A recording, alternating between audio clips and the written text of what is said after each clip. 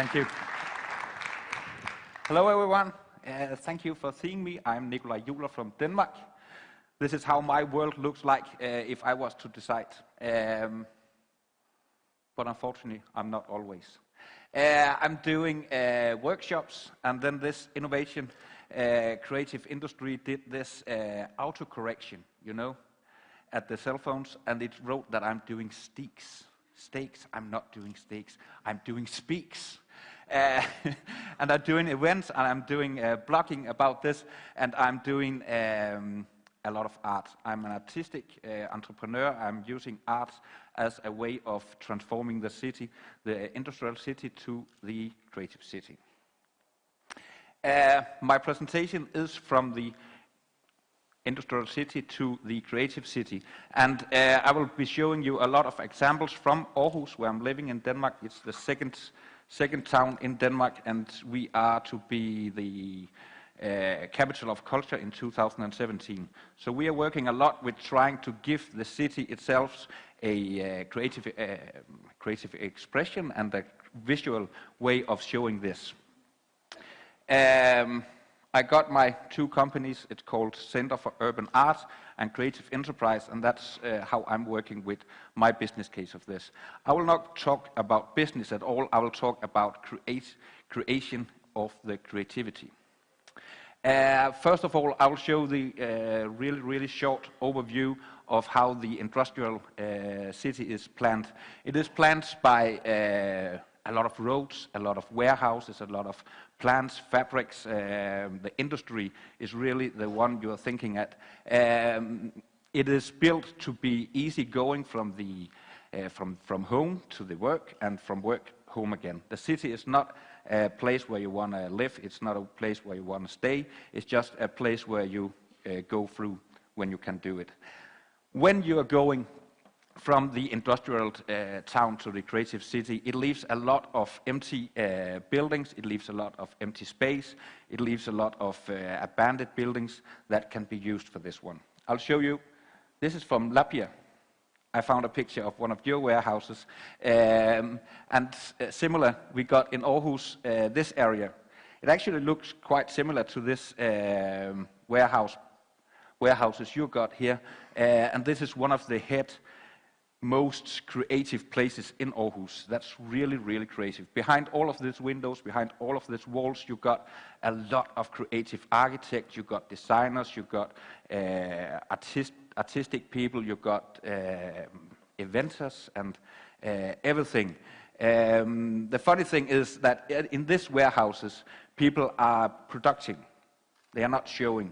This is a production place. The creative hubs like this, you can do easily here too. You can have a lot of artistic people working in these warehouses.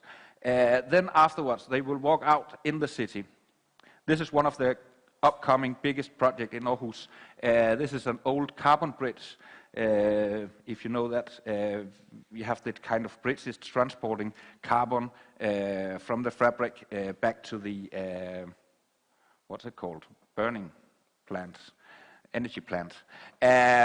We used that in the 50s, and ever since it has been just empty, it had not been used. And now we are trying to do a second high lane, like in New York. We're trying to do this high park where you can walk at, where you can have another experience of the city, where you can watch some of the old harbor. And then we are trying to develop the area. We're trying to develop the area to be a more creative hub. This is just next to this place. So just next to that, we got this place where the people are going out trying to do some more creative stuff. I'll show you. Some of the development areas is quite easy working with. I'm working a lot with urban gardening, and I'm working a lot with creative expression. I'm doing a lot of different techniques, and this is one of the techniques where you can use an empty building ground.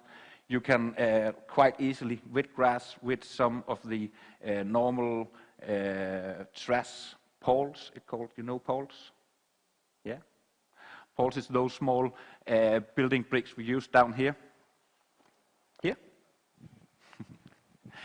Poles is quite easy building with as bricks, and then you can put grass on top of it and really try to do a creative place where people can gather, where people can live and have fun in the everyday life. The point is to get the creativity out of the houses. Try to make a visual expression of how you can be a creative city.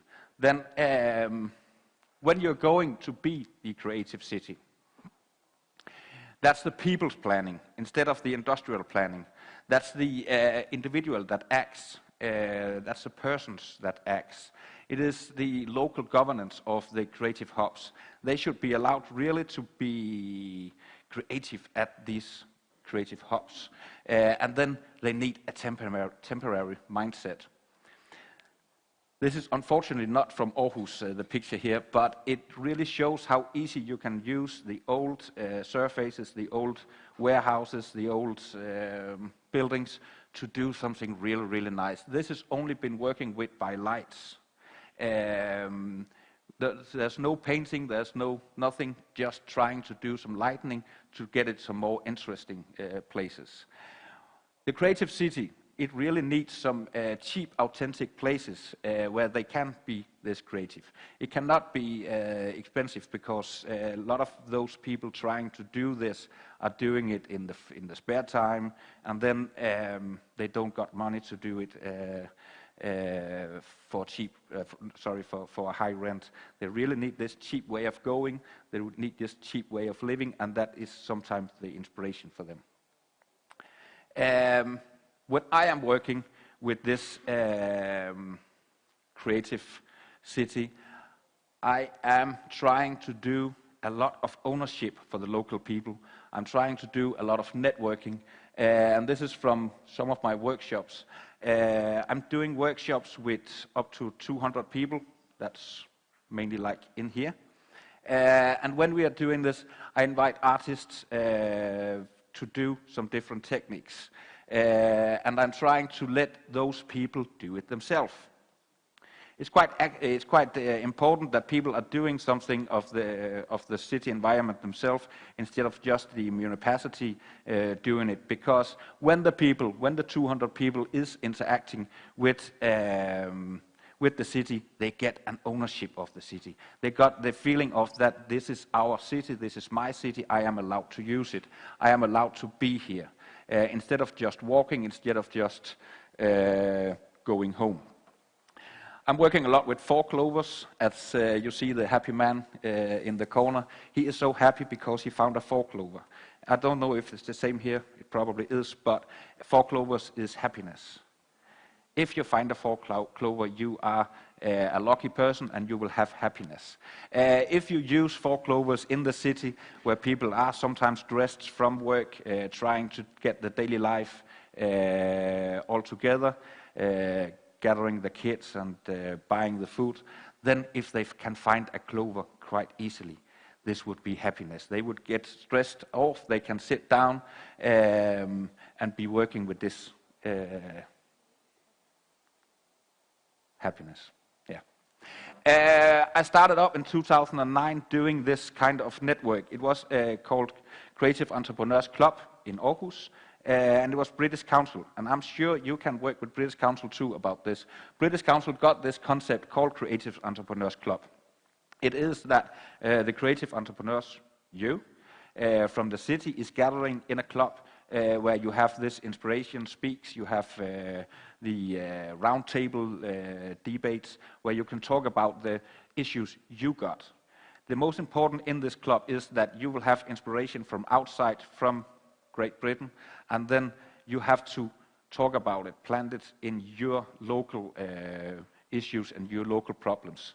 I gathered 60 creatives in this Creative Entrepreneurs Club, and that was everything from architects, designers, musicians, free cultural workers, artists, let me see, from theaters, from everywhere in the creative industries.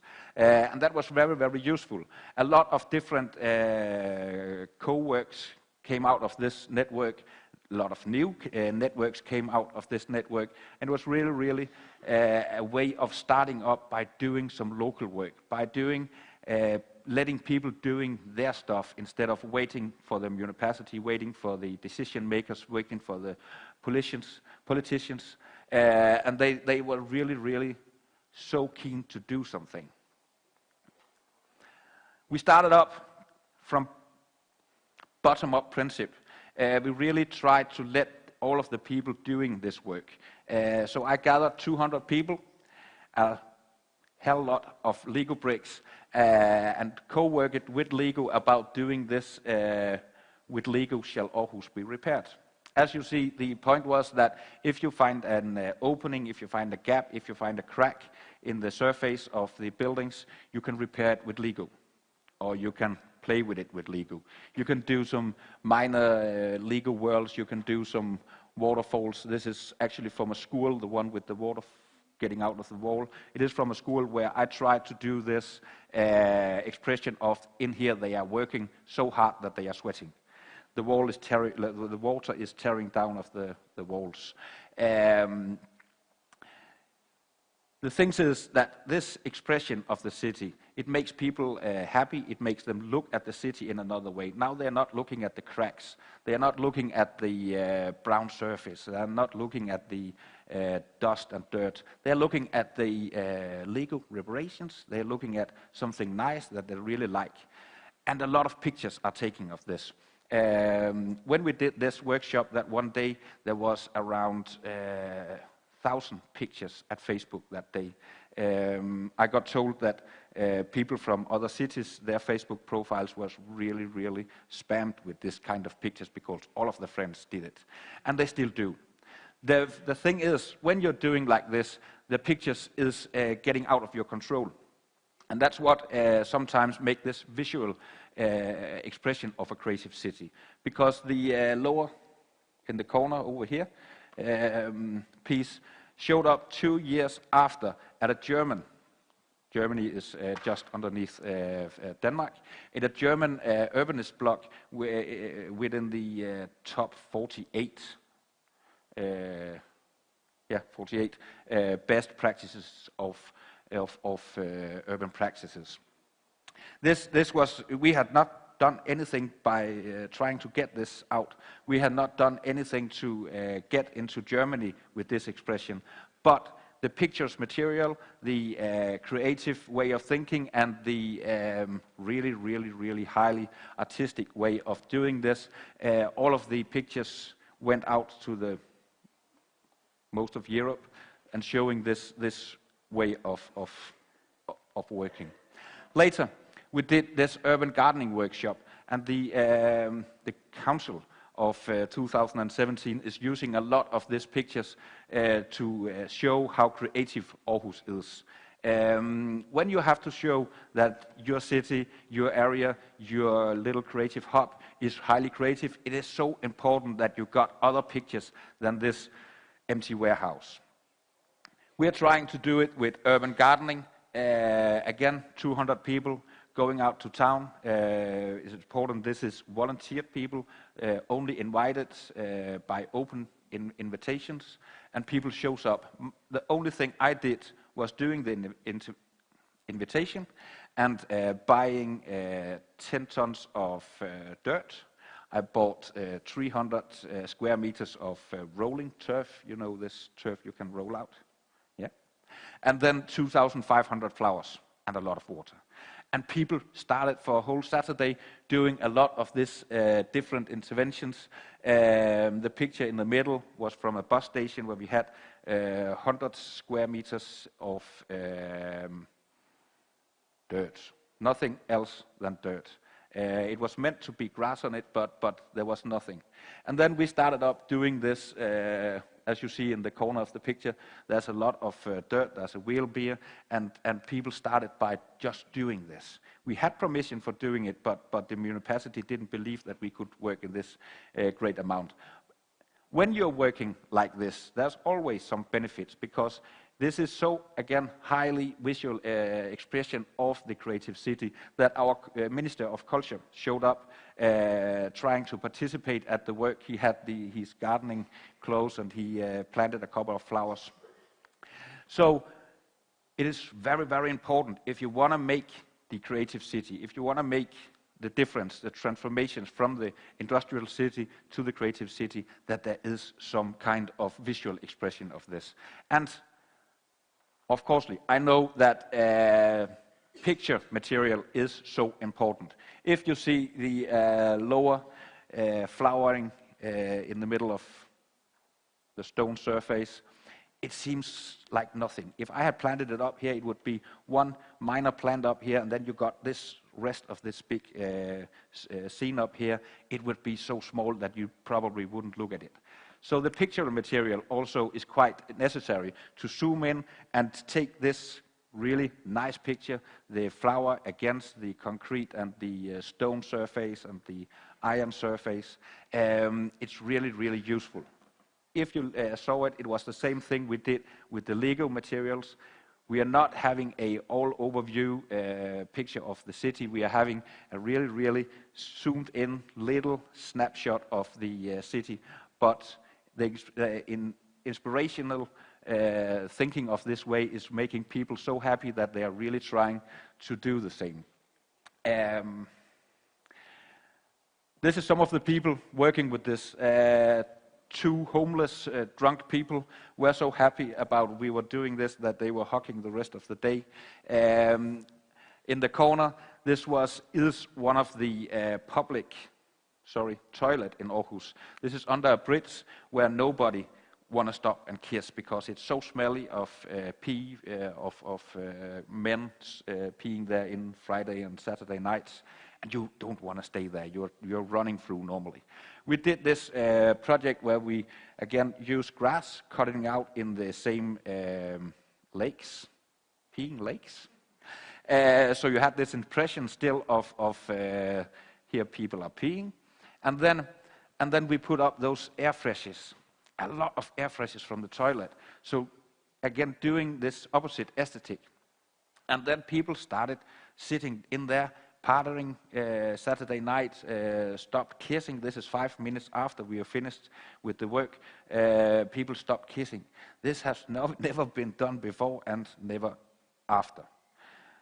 It was so easily for us doing this that the University Technique, the guys who are looking out for the squares, they got so mad at us because we showed them in one day how easily we could transform a public toilet to a creative place where people wanted to stay, where people like to stay and show this city.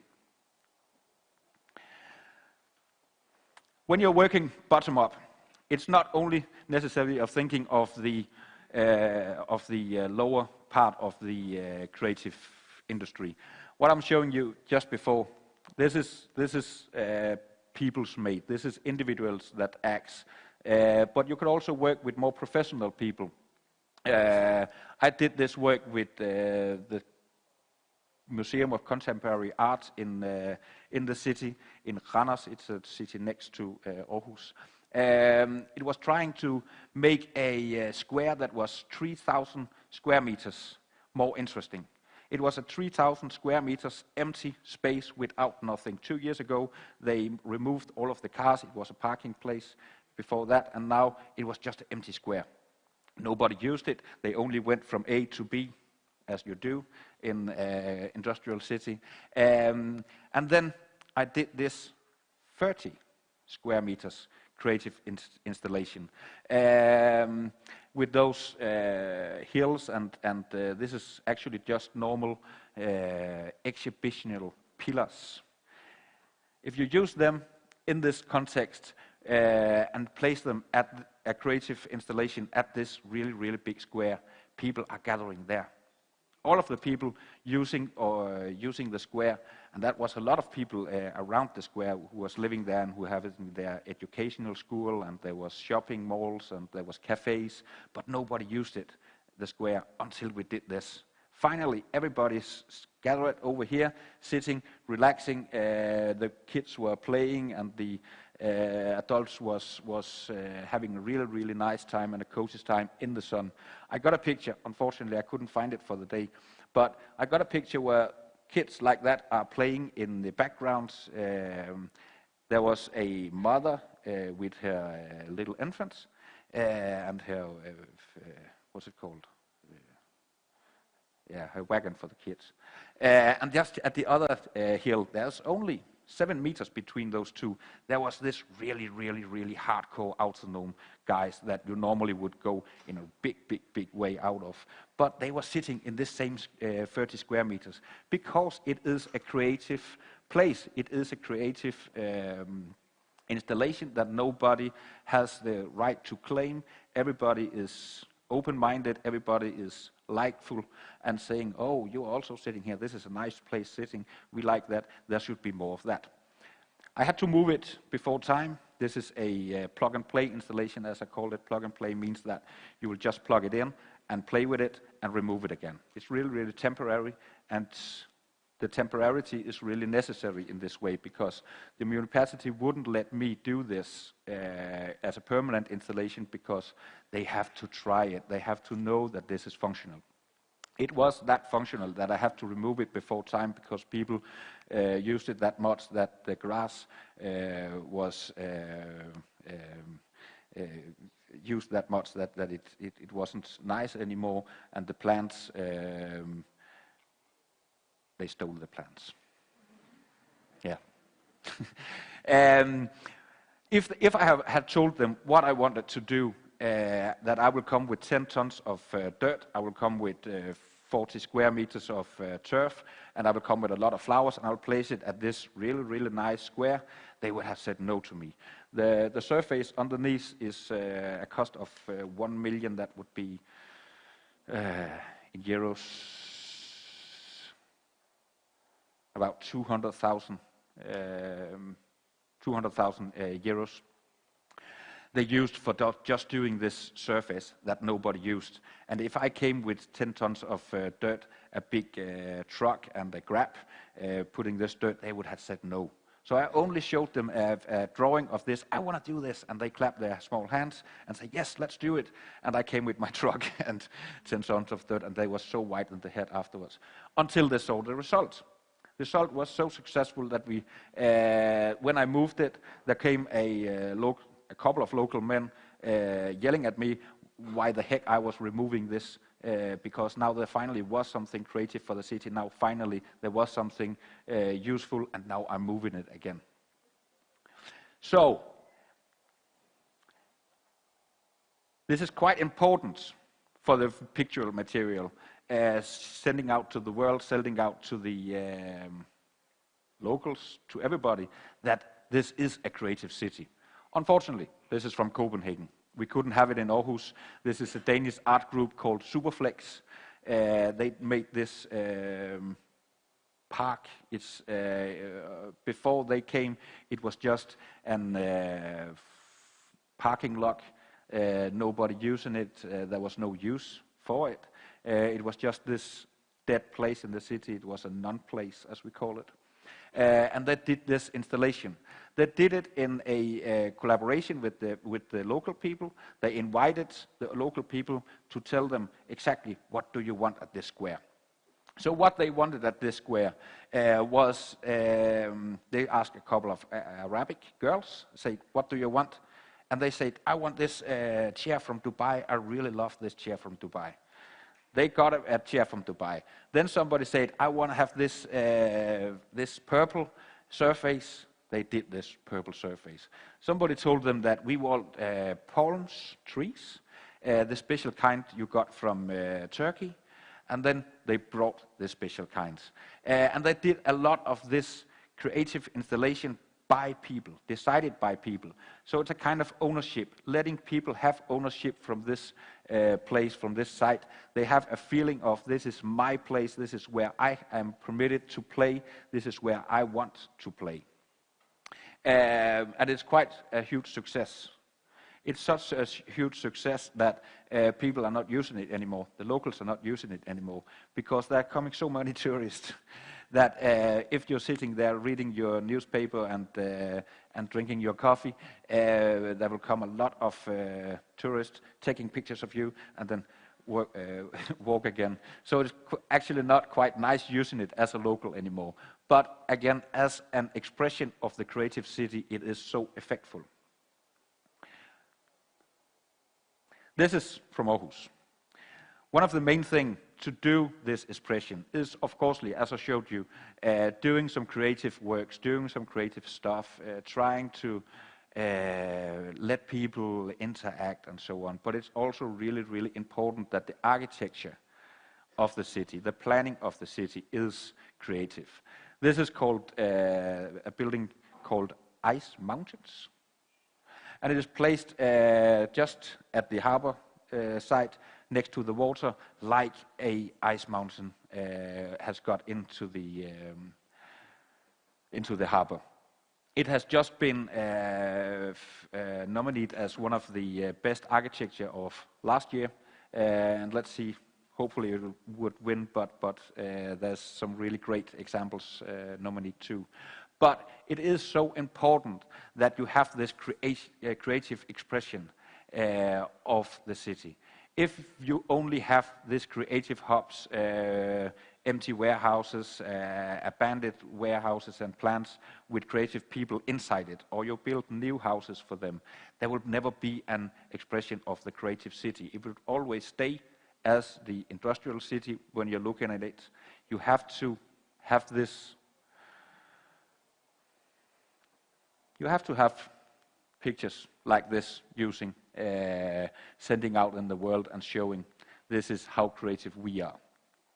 But the most important part, the most important of this city is the people. If you have this big squares, 3,000 square meters old parking lots, if you have this really huge ice mountain architecture buildings, the people are still the most necessary.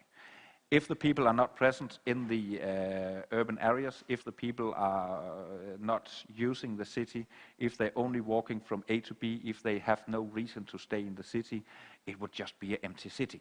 And then it doesn't matter with all the flashy pictures, it doesn't matter with all the nice visualizations of the city. It has to be a really creative city. And it is people doing this creativity. It is not houses, it is not buildings, it is not planning roads from A to B, it's not intentions of people should do it. They shall do it. This is from one of the biggest in Aarhus, one of the biggest street parties. 20,000 people at 500-meter road. We have covered all of the surface with turf, with grass. We have a lot of different backyards where we have music concerts and drama events and so on. And a lot of people are coming, watching this, just staying there, having a day in the city. Many of them are talking about reclaiming the city, because normally this is a open road where cars are driving, but that day we are allowed to close it. People are filling it up and having a cozy time. A lot of the youngsters in Aarhus are meeting that day, and it is the day of the year everybody is looking forward to. So the people will always be the most important in doing this creativity. Without the people at this picture, it would just be somebody's intention to do something that was interesting. So that's my point. Letting the people have the ownership, letting the people feel that they are allowed to interact with the city, and then use the visual material. Really make it look like a creative city. Because talking about it, that's not enough. Thank you.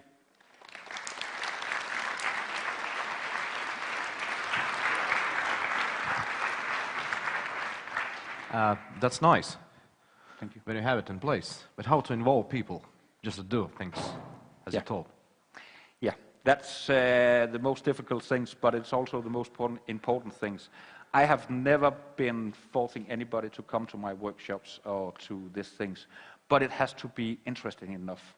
If you're having a street like this and you're doing a lot of great concert and doing a lot of great stuff, people will come. If you're doing this urban gardening workshop, you have to tell them that this is our chance to reclaim the city, and then they will show up. It started really low, but I used 2 years for building it up, bottom up, principle, and then we ended in doing really large-scale project. So Okay. And if the people are the most important thing, what is the second one? that's the decision makers, because they gotta let people do this. Money, municipality, what else? No, actually, money is not the biggest issue. You can do a lot of the projects I showed here for really low budget. You need to find the concept, you need to find the great idea, and then it is okay.